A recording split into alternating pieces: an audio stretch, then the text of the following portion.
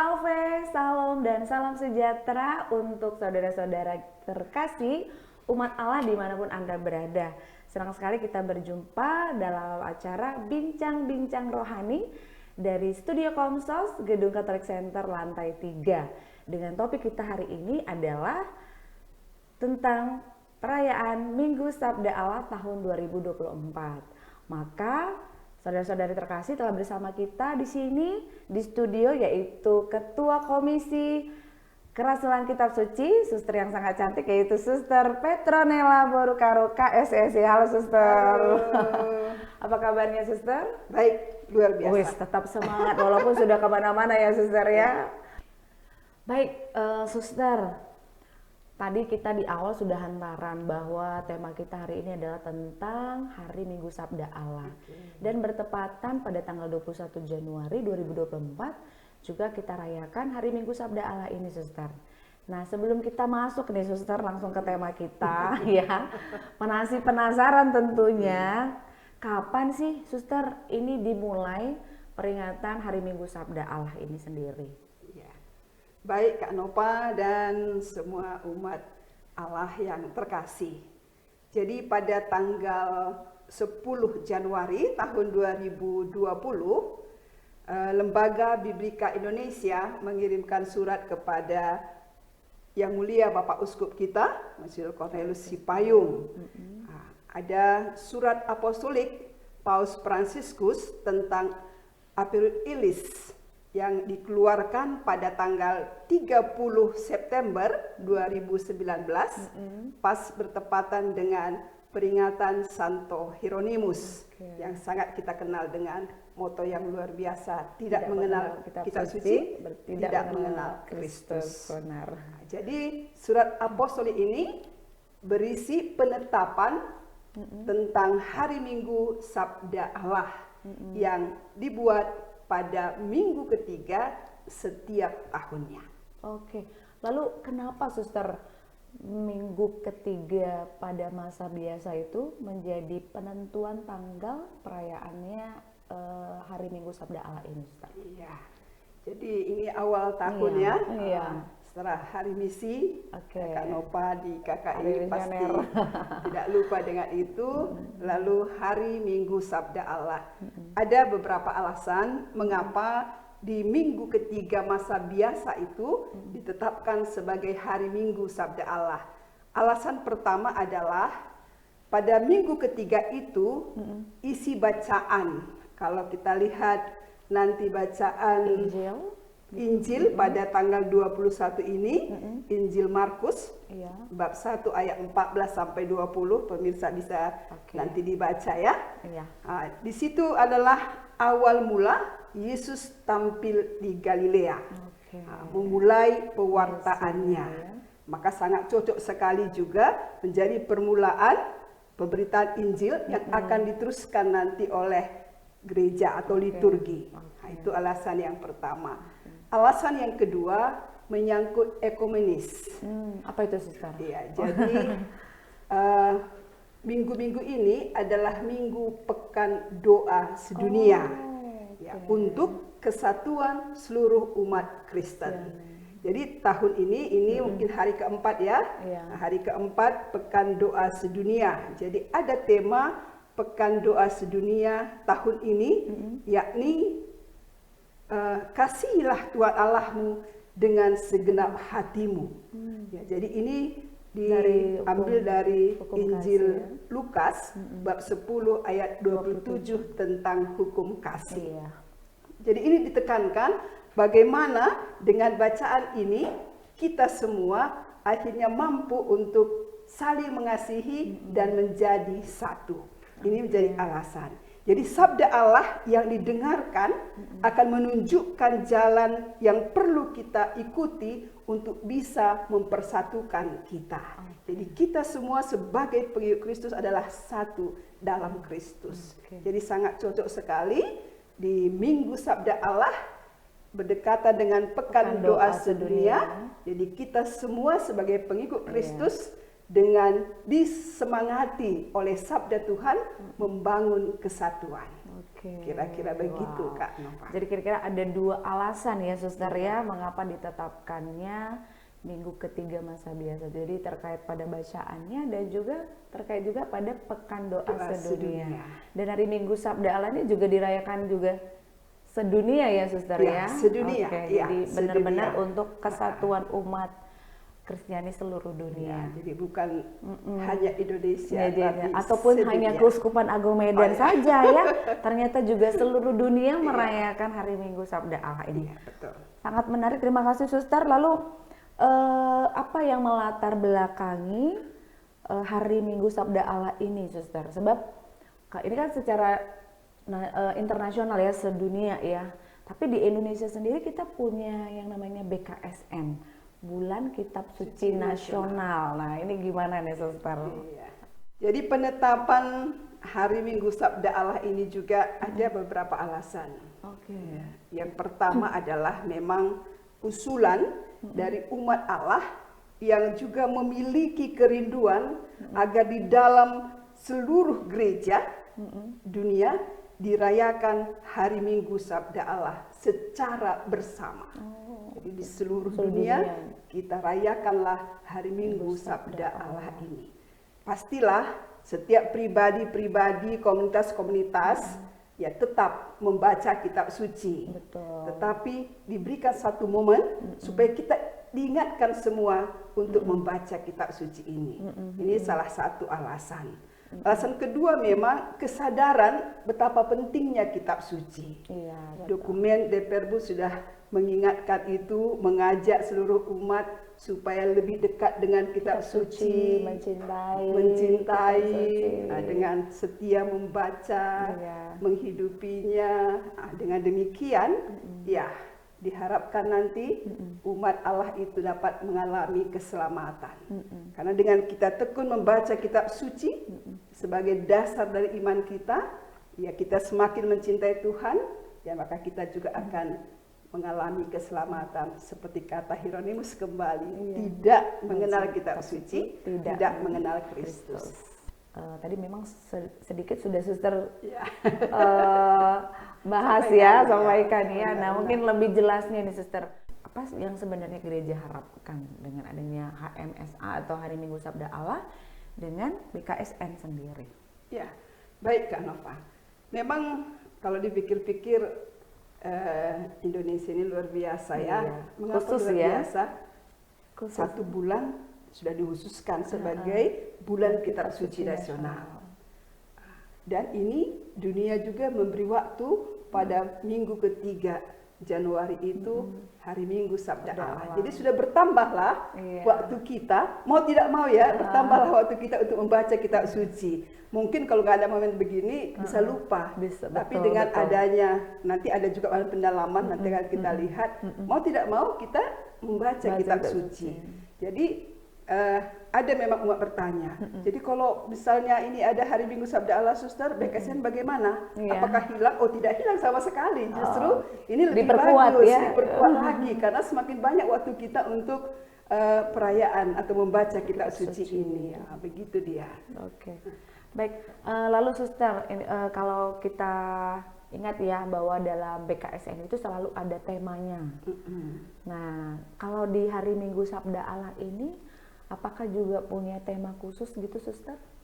Ya, memang sejauh ini dari LBI sendiri belum ada ya ditetapkan apa tema untuk Minggu Sabda Allah. Jadi Keuskupan Agung Medan ya kita sesuaikanlah dengan fokus pastoral keuskupan kita. Ya, yang umat Katolik yang berpartisipasi ya. Jadi umat Allah, saudara-saudari terkasih harus ingat bahwa fokus pastoral Keuskupan Agung Medan di tahun 2024 ini adalah umat Katolik yang berpartisipasi. Nah, lalu jadi gimana nih Suster perwujudannya kaitannya ke Minggu Sabda Allah ini, Suster? Ya, ini kan kalau dalam Minggu Sabda Allah nanti ada pendalaman, ada katekese yang diharapkan dengan fokus pastoral keuskupan umat Katolik berpartisipasi. Ikut ambil bagian ya, Suster ya. Diajak untuk ikut berpartisipasi juga.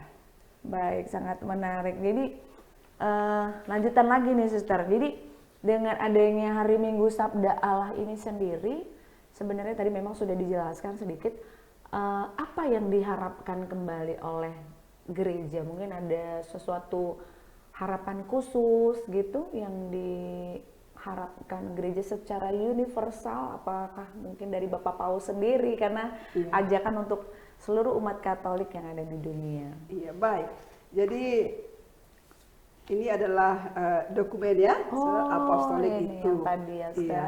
Jadi di sini sebenarnya sudah dibuat apa sebenarnya yang diharapkan oleh Pausnya bagi kita dalam mengisi hari Minggu Sabda Allah ini. Iya. Apa saja itu, Suster? Kira-kira semuanya ada di dalam ini ya, Suster? Nah, mungkin ini saudara-saudari bisa lihat ya bahwa ini adalah dokumen dari Bapak Paus yang berjudul Aperivit Illis ya.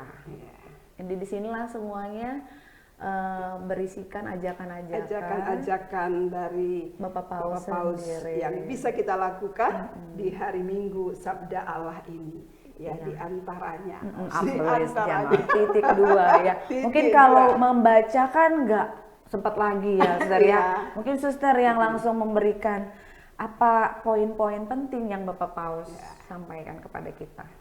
Pertama, memang diharapkan pada pembukaan hari Minggu Sabda Allah tanggal 21 Januari ini ada pentahtaan kitab suci. Ya, ada pentahtaan kitab suci waktu perayaan. Jadi mungkin bisa diarah baru ditahtakan kitab suci. Secara khusus ya. Jadi bisa dilihat umat secara keseluruhan. Lalu kedua, ini juga sangat penting, ini tugas para imam ini. Wow, apa ini, Suster? Ya, kebetulan kayaknya para imam juga ikut menonton ini. Ya. Nah, yang kedua adalah menyusun homili dengan baik. Bertemakan atau sesuai dengan bacaan tadi ya, ada Injil Markus tadi. Jadi menyusun homili dengan baik sehingga pelayanan yang diberikan tentang sabda Tuhan itu sungguh-sungguh memang bisa menyentuh kepada umat. Betul. Ya, jadi butuh persiapan, tidak asal tampil saja. Jadi butuh persiapan.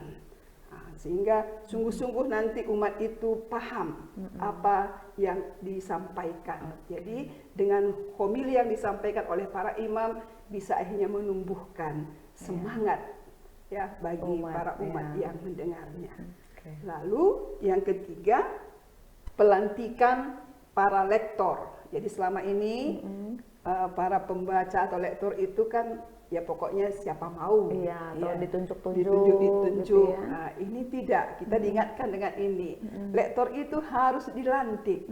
Dan dilantik oleh Bapak Uskup. Nah, jadi sungguh perlu digarisbawahi pentingnya pewartaan sabda dalam liturgi itu. Orang membaca, bukan asal membaca saja, tapi memang dia sungguh mewartakan. Jadi butuh persiapan sebelum kita tampil, kita perlu dulu membaca, memahami, mempersiapkan diri sehingga sungguh-sungguh ketika kita membaca kitab suci itu, apa yang kita sampaikan memang sungguh menjadi suatu pewartaan. Selain itu lalu apalagi, juga Suster? Pembinaan bagi para pewarta sabda. Ya, perlu ya, pelayan firman. Jadi mungkin khotbah-khotbah yang kita buat ya perlu dipersiapkan dengan sungguh. Ya, para pengurus-pengurus lingkungan, pengurus stasi disegarkan kembali ya, Saudara. Disegarkan kembali. Jadi tidak hanya kita ambil misalnya dari Google, dari khotbah-khotbah yang ada, tapi memang sungguh kita mempersiapkan diri dalam mempersiapkan khotbah kita itu. Berikutnya ada lagi, Suster, yang kayaknya banyak lagi. Ini yang kurang apa memang. ini, Suster? Tapi satu yang istimewa, memberikan kitab suci kepada mewakili umat. Jadi pada hari itu baik rasanya kalau pastor yang sedang memimpin Ekaristi memberikan kitab suci mewakili ya, salah satu mewakili dari umat itu. Boleh anak-anak, boleh remaja, dan segala segala usia boleh mewakili salah satu dari situ ya. Ini artinya diserahkanlah kitab suci ini, bacalah, hidupilah, dan nantinya wartakanlah. Baik. Dan satu yang menarik, Kak Nov, apa itu? Ya, tentang metode pendalaman kitab suci. Jadi sudah ada anjuran dari Bapak Paus, metode pendalaman yang baik kita gunakan adalah Lectio Divina, yang juga sudah dilakukan oleh komisi pada bulan kitab suci kemarin nasional. Sepertinya di BKSN sudah mulai Lectio Divina ya, sudah mulai Suster, Lectio Divina. Iya, dan sangat baik sekali memang. Jadi Sabda Allah tidak hanya sekedar dibaca saja ya, Suster ya. Iya, tapi memang kita sungguh merenungkannya, mendengarkan Tuhan berbicara, bertanya apa yang mau Tuhan kira-kira inginkan dari sabda yang disampaikan, dan bagaimana kita memohon Roh Tuhan untuk membantu kita menghidupi sabda itu. Oke, wow, sangat menarik sekali. Iya, memang sebaiknya begitu ya, Suster, dan inilah yang diharap. Ternyata Bapak Paus itu sangat peduli pada seluruh umat, sehingga beliau menganjurkan poin-poin tadi kepada kita. Mungkin ada lagi, Suster, yang harapan-harapan atau yang diharapkan Bapak Paus lewat dokumen Apereo Idis ini, Suster? Iya, dari semua yang sudah disampaikan tadi memang tetap diharapkan bagaimana umat itu semakin akrab dengan kitab suci, semakin mencintai kitab suci. Seperti kita mungkin tidak bisa lepas dari handphone atau gadget kita, Bapak Paus juga mengharapkan kita tidak lepas dari kitab suci. Iya, betul. Jadi ini menjadi santapan rohani kita ya. Kita makan 3 kali satu hari. Ya, sebenarnya kita santapan rohani kita ini pun tidak berlalu hari kalau kita tidak membacanya. Minimal paling tidak umat Katolik, khususnya di Keuskupan Agung Medan, bisa pakai e-Katolik, baca buku renungan, mendengarkan renungan harian. Ya, paling tidak seperti itu yang karena Komisi Kerasulan Kitab Suci pun sudah berupaya untuk setiap hari membuat renungan harian. Wah, itu dia. Jadi umat Allah, saudara-saudari terkasih, boleh kalau bingung mencari renungan bisa buka, ini bukan promosi ya, Suster ya, tetapi menghantarkan umat untuk bagaimana merenungkan dan mengajak juga ya, mengajak umat juga. Berikan waktu sejenak. Iya, paling cuma 5 menit ya, Suster ya, tidak sampai mengganggu aktivitas kita ya. Baik. Kemudian, Suster, untuk hari Minggu Sabda Allah ini khusus, tadi kan sudah ada beberapa poin harapan dari Bapak Paus sendiri. Lalu di Keuskupan kita sendiri bagaimana pelaksanaan atau penerapan hari Minggu Sabda Allah ini, Suster? Iya, baik Kak Nova. Karena Kak Nova juga menjadi rekan kerja ya, dari komisi ya.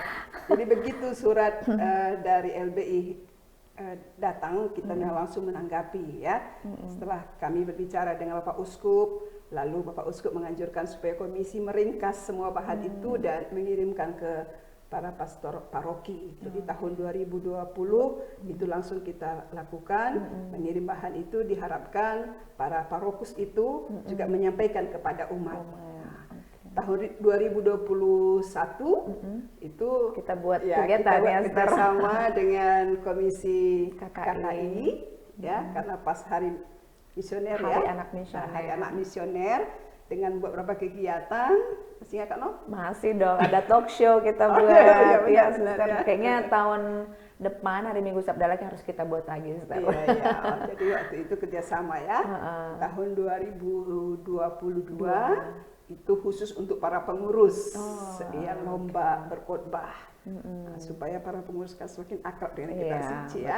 Betul. Lalu 2023 hari itu kita hanya membuat katekese, sekaligus juga pembukaan hari Minggu Sabda Allah itu. Dan di untuk tahun ini ya, rencana sih mau membuat lomba. Ada lomba. Tapi sepertinya tidak cukup waktu, maka kita membuat pendalaman. Jadi pendalaman di lingkungan, nanti ada pendalaman 2 kali. 2 kali ya. Minggu ketiga dan minggu keempat. Dan ini bahan sudah kita kirim semua ke paroki-paroki, supaya setiap lingkungan nanti bisa melaksanakan pendalaman. Lalu juga ada katekese, ya katekese yang sudah juga kita kirimkan ke paroki. Diharapkan nanti sebelum perayaan Ekaristi atau ibadat sabda ini sudah dibacakan. Sekaligus ini kan juga bisa menambah pengetahuan umat, pemahaman umat tentang kitab suci. Dan nanti bagi mereka yang tidak hadir di gereja pada hari Minggu itu, komisi juga membuat lewat video, video katekese itu, sehingga diharapkan ketika tidak hadir di gereja pun tetap bisa mendengarkan katekese itu. Begitu Kak. Sangat menarik sekali sudah dibuat lah. Luar biasa. Kita beri tepuk tangan dulu untuk Komisi Kerasulan Kitab Suci. Tetap semangat, Suster. Semangat. Iya, luar biasa untuk bagaimana mewartakan dan mengajak seluruh umat mencintai Kitab Suci. Jadi kepada seluruh umat, saudara-saudari terkasih, akan ada bahan pendalaman. Jadi mungkin sudah libur nih doa lingkungannya dan memulai kegiatan doa lingkungannya dengan pendalaman hari Minggu Sabda Allah ya Suster. Wow. Dan mungkin juga sekaligus disampaikan ya Kak, karena ini kan masih banyak lingkungan yang selama ini belum doa lingkungan. Iya, makanya tadi saya bilang kan memulainya dengan pendalaman ini ya Suster ya. Lalu karena memang ini awal tahun, sedikit juga kami mengalami kendala ya dalam pendistribusian, karena banyak juga stasi-stasi yang jauh, tetap bisa dilakukan walaupun anjuran memang diharapkan minggu ketiga keempat, tapi kalau bahan belum sampai,